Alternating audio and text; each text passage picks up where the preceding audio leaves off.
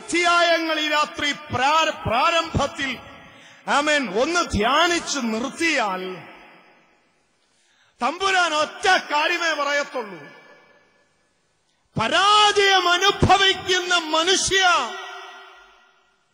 വിടുതലിന്റെ തീരം കാണാൻ ഇതുവരെ സാധ്യതയില്ലാതിരുന്ന മനുഷ്യ, ഇരുളും മരണവും ജീവിത അനുഭവങ്ങളായി അനുഭവിക്കുന്ന മനുഷ്യ, പ്രവർത്തികളാൽ ആമേൻ ഒരു വിടുതലിലേക്ക് നീങ്ങുന്നതിൽ നീ പരാജയമായെങ്കിൽ നിന്നെ വിടുവിക്കാൻ ഞാൻ ആഗ്രഹിക്കുന്നു. നീ വിശ്വസിക്കാൻ ശ്രമിക്ക. ഇതുവരെയുള്ളത് ശ്രദ്ധിക്കണം. 100% തകർച്ചയും പരാജയവും ഇരുട്ടും മരണം നിർജീവത്വവും വെളിപ്പെട്ടു നിൽക്കുന്ന മനുഷ്യനോട് തമ്പുരാൻ പറയുന്നു, നിന്റെ ഈ അനുഭവങ്ങളും നിന്റെ ഈ പാരമ്പര്യവും നിന്റെ ഈ പഴക്കവും എല്ലാം ഒന്ന് മാറ്റിവെച്ചിട്ട് ഞാൻ പറയുന്നതിനെ ഒന്ന് വിശ്വസിക്കാൻ നീ ഒന്ന് ശ്രമിക്ക. വിശ്വസിക്ക. ഇത് കേട്ടു പരിചയമുള്ള പദങ്ങളാണ് നമ്മുടെ ജീവിതത്തിൽ. ദൈവം അങ്ങ് ആവർത്തിക്കുകയാ മനുഷ്യനോട്, നീ വിശ്വസിക്ക. ഇനി ആ റോമാലേഖനത്തിൽ ഈ രാത്രി നിങ്ങൾ വായിക്കുന്നെങ്കിൽ ഒന്ന് ശ്രദ്ധിക്കണം. പരാജയത്തിന്റെ അനുഭവത്തിൽ കിടക്കുന്നവനോട് വിശ്വസിക്കാൻ തമ്പുരാൻ പറയുമ്പോൾ ആ വിശ്വാസത്തെ കുറിച്ചുള്ള വിശദീകരണം പറയാൻ 4-ാം അധ്യായത്തിൽ ഒരു മനുഷ്യനെ സ്വർഗം അവതരിപ്പിച്ചു.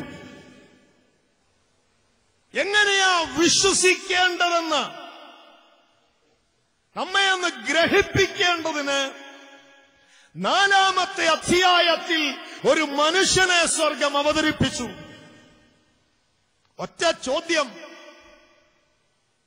അബ്രഹാം ജഡപ്രകാരം എന്തു പ്രാപിച്ചു? മറുപടി ഇല്ല. പിന്നെ അവൻ പ്രാപിച്ചത് എങ്ങനെ? വിശ്വാസത്താൽ. നിന്നെ വിടുവിക്കാൻ പോകുകയോ? എങ്ങനെ? എല്ലാം ശൂന്യമെന്ന് എണ്ണി നിൽക്കുന്ന നിന്റെ ജീവിതത്തിന്റെ ആമേൻ നടുത്തളത്തിൽ ഒരു വാഗ്ദത്തത്തിന്റെ ശബ്ദത്തെ ഞാൻ വിളിച്ചു പറയുമ്പോൾ ആ വാഗ്ദത്ത ശബ്ദത്തിന് ആമേൻ പറഞ്ഞ് സമർപ്പിക്കാൻ നീ തയ്യാറായാൽ നിന്നെ ഞാൻ അനുഗ്രഹിക്കാൻ പോകുകയാണ്. പ്രവർത്തിയാലല്ല, വിശ്വാസത്താൽ. എന്ത് ചെലവാ ദൈവപൈതലേ സ്വർഗം നമ്മോട് ചോദിക്കുന്നത്? സ്വർഗം ഒന്നേ ചോദിക്കുന്നുള്ളൂ, ഞാൻ നിന്നോട് പറയുന്ന ശബ്ദത്തെ ഒന്ന് വിശ്വസിക്കാൻ നീ ഒന്ന് ഏൽപ്പിക്കേ. ഇന്ന് രാത്രി വ്യക്തിപരമായി ദൈവത്തിന്റെ ആത്മാവ് പരാജയത്തിന്റെ, കെടുതിയുടെ, തകർച്ചയുടെ കഴിഞ്ഞകാല അധ്യായങ്ങളിൽ വേദനിക്കുന്ന നിങ്ങളോടും എന്നോടും പറയുന്നു, ആമേൻ, വിടുതലിന്റെ 4-ാമത്തെ അധ്യായം നിന്റെ ജീവിതത്തിൽ കൊണ്ടുവരാൻ ആമേൻ ഞാൻ ആഗ്രഹിക്കുകയാണ്. വിശ്വസിക്ക. മുൻകാല പരിചയമില്ലാത്ത, കഴിഞ്ഞകാല ജീവിതത്തിൽ സമൂഹത്തിൽ ചുറ്റുവട്ടങ്ങളിൽ ആരിലും ഒന്നും ആരിലും ചെയ്തത് ആമേൻ ആവർത്തിക്കാതെ ഇവന്റെ അരികിൽ മാത്രം തമ്പുരാൻ ഇറങ്ങി പറഞ്ഞു, നിനക്ക് തലമുറയെ ഞാൻ തരും. ചുറ്റുവട്ടം നോക്കിയില്ല അബ്രഹാം.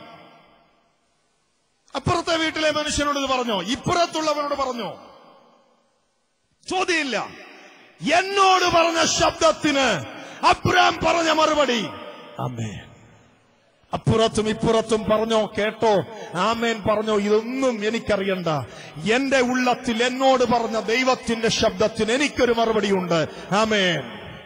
അത് ലോകം മുഴുവനും അംഗീകരിക്കുന്നുണ്ടോ ഇല്ലയോ എന്ന് എനിക്കറിയണ്ട.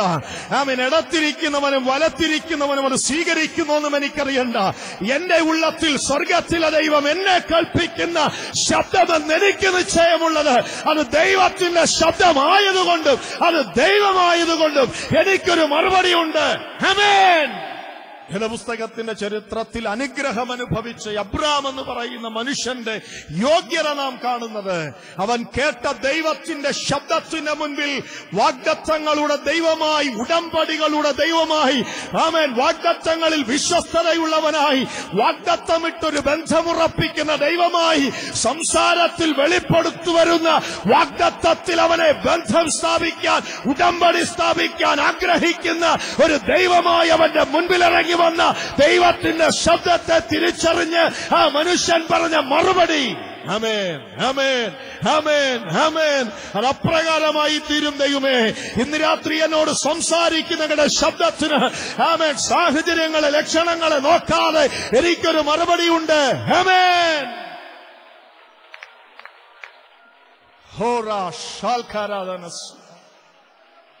എല്ലാ കാലവും പ്രിയരെ, ഇന്നും അകത്തളങ്ങളിൽ ദൈവശബ്ദമെന്ന് ഉറപ്പുണ്ടാക്കി കേൾക്കുന്ന ദൈവവചനത്തിന് ആമേൻ പറഞ്ഞു സ്വീകരിക്കാൻ പാരമ്പര്യത്തെ മാറ്റി, പഴമയെ മാറ്റി, പരിചയത്തെ മാറ്റി, എക്സ്പീരിയൻസിനെ മാറ്റിയിട്ട് ഇന്ന് രാത്രി ആദ്യം കേൾക്കുന്ന ശബ്ദം പോലെ തമ്പുരാന്റെ ശബ്ദത്തിനൊരു ആമേൻ പറയാൻ നിന്റെ അകത്തൊരു ചലനമുണ്ടാകുന്നെങ്കിൽ നീ പറയുന്ന ആമേനാണ് ആ വാഗ്ദത്ത വചനത്തെ നിന്റെ ജീവിതത്തിൽ വിടുതലായി ഉറപ്പിച്ചു കൊണ്ടുവരുന്നത്. ആമേൻ. അവൻ പറഞ്ഞു, സത്യമാ. അബ്രാം പറഞ്ഞു, ആമേൻ. കാലങ്ങൾ കഴിഞ്ഞു, വർഷങ്ങൾ, നീണ്ട വർഷങ്ങൾ പോയി. ഒരു കാലത്ത് വാഗ്ദത്തത്തിന് ആമേൻ പറഞ്ഞ മനുഷ്യന്റെ പിൽക്കാല ചരിത്രം, ആമേൻ, കാലത്തിന്റെ വെല്ലുവിളി അവൻ കേട്ടു. പ്രാപിച്ചോ നീ? കാലം അവനെ വെല്ലുവിളിച്ചു. പ്രാപിച്ചോ നീ? ശരീരം അവനെ വെല്ലുവിളിച്ചു. പ്രാപിച്ചോ നീ? തലമുറ ജനിക്കുമെന്ന് വാഗ്ദത്തത്തിന് ആമേൻ പറഞ്ഞ അബ്രാമേ, എല്ലാം നിർജീവമായി ആമേൻ തീർന്ന ഈ സാഹചര്യത്തിൽ നിനക്കെന്താ മറുപടി ഉള്ളത്? 24 വർഷത്തിനു മുൻപ് ദൈവശബ്ദത്തിന് ആമേൻ പറഞ്ഞിറങ്ങി പുറപ്പെട്ട നിന്റെ കഴിഞ്ഞകാല ജീവിതത്തെ മുഴുവനും പരിശോധിച്ചിട്ട് 24ാമത്തെ വർഷം കാലം, സമയം, ശരീരം, സാഹചര്യം, ലക്ഷണമൊക്കെ അവനോട് ചോദിച്ചു. ഇതുവരെ പ്രാപിക്കാത്തത് ഇനി പ്രാപിക്കാൻ നിനക്ക് കഴിയുമോ? നമ്മുടെ മുൻപിലുമുള്ള ചോദ്യം ഇതാ പ്രിയരെ, എന്നും ഇന്നും കാലത്തിന്റെ നിർജീവത്വങ്ങളുടെ, ശൂന്യതയുടെ 1000 ചോദ്യങ്ങളുടെ മുൻപിൽ ഒരുപക്ഷെ പകച്ചു നിൽക്കാൻ സാധ്യതയുള്ള അബ്രാഹാമിന്റെ മുൻപിൽ, ആമേൻ, ഞാൻ ഒന്നുകൂടെ ആവർത്തിക്കും, അബ്രാമിന്റെ മുൻപിൽ 24 വർഷങ്ങൾക്ക് മുൻപ് വാഗ്ദത്തങ്ങളുടെ ദൈവമായി ഇറങ്ങിയവൻ 24 വർഷം കഴിഞ്ഞപ്പോൾ ആമേൻ നിർജീവത്വ മണ്ഡലങ്ങളെ മാറ്റിയെടുക്കാൻ, മരണത്തിന്റെ മണ്ഡലങ്ങളെ മാറ്റിയെടുക്കാൻ, ജീവന്റെ തുടിപ്പിനെ സമ്മാനിക്കാൻ 24ാമത്തെ വർഷം ഇറങ്ങി അവൻ സർവ ശക്തിയുള്ളവനായി അവന്റെ മുൻപിൽ വെളിപ്പെട്ടു വരികയാണ്. ഹല്ലേലൂയ. 4ാമത്തെ അധ്യായം നിങ്ങൾ ശ്രദ്ധിക്കേ. 1, 2, 3 അധ്യായങ്ങളിൽ സുപ്രധാനമായ ദൂത് പറഞ്ഞുപോയ പരിശുദ്ധാത്മാവ് 4ാമത്തെ അധ്യായത്തിൽ ഈ 24 വർഷങ്ങളുടെ പരാജയത്തിന്റെ ചരിത്രമുള്ള ഈ കുടുംബത്തെ കൊണ്ടുവന്ന് അവതരിപ്പിച്ചിട്ട് അവൻ കാണിച്ച വിശ്വാസത്തിന്റെ ആഴം വെളിപ്പെടുത്തി തന്നിട്ട് ശൂന്യതയുടെ നടുവിലും അവൻ കേട്ട ശബ്ദത്തിന് മുൻപിൽ ആമേൻ പറയുന്നൊരു വിശ്വാസത്തെക്കുറിച്ച് പഠിപ്പിച്ചിട്ട് ഇന്ന് രാത്രി വാഗ്ദത്തമുള്ള നിന്റെ ജീവിതത്തിൽ മുഴുവൻ നിർജീവത്വങ്ങൾ വ്യാപരിക്കുമ്പോഴും ആ നിർജീവത്വങ്ങളുടെ നടുവിലേക്ക് ഇറങ്ങി വരുന്ന ദൈവത്തിന്റെ ശബ്ദത്തെ വീണ്ടും നോക്കി ആമേൻ എന്ന് പറയാൻ നിനക്ക് കഴിഞ്ഞാൽ അബ്രഹാമിന് നീതിയായി കണക്കിട്ടതുപോലെ നിനക്ക് നീതിയായി കണക്കിട്ട് തരുമെന്ന് പ്രവചിക്കുന്ന 4ാമത്തെ അധ്യായം. കഴിഞ്ഞുപോയ കാലങ്ങൾ, കഴിഞ്ഞുപോയ സംവത്സരങ്ങൾ, പരാജയമനുഭവിച്ച ഇന്നലകൾ, വിടുതൽ പ്രാപിക്കാത്ത കഴിഞ്ഞ കാലങ്ങളൊക്കെ നിന്റെ ജീവിതത്തിൽ ഇന്ന് രാത്രിയിലും ഒരു വെല്ലുവിളിയായി നിൽക്കുമ്പോൾ, ഇനിയത് സംഭവിക്കുമോ എന്ന് ചോദിക്കുമ്പോൾ, ഇന്ന് രാത്രി റോമാലേഖനം സ്വർഗത്തിൽ എന്നേക്കും സ്ഥിരമായ ദൈവത്തിന്റെ വചനത്തിൽ വിടുതൽ പ്രാപിച്ച ചരിത്രമുള്ള 4ാമത്തെ അധ്യായം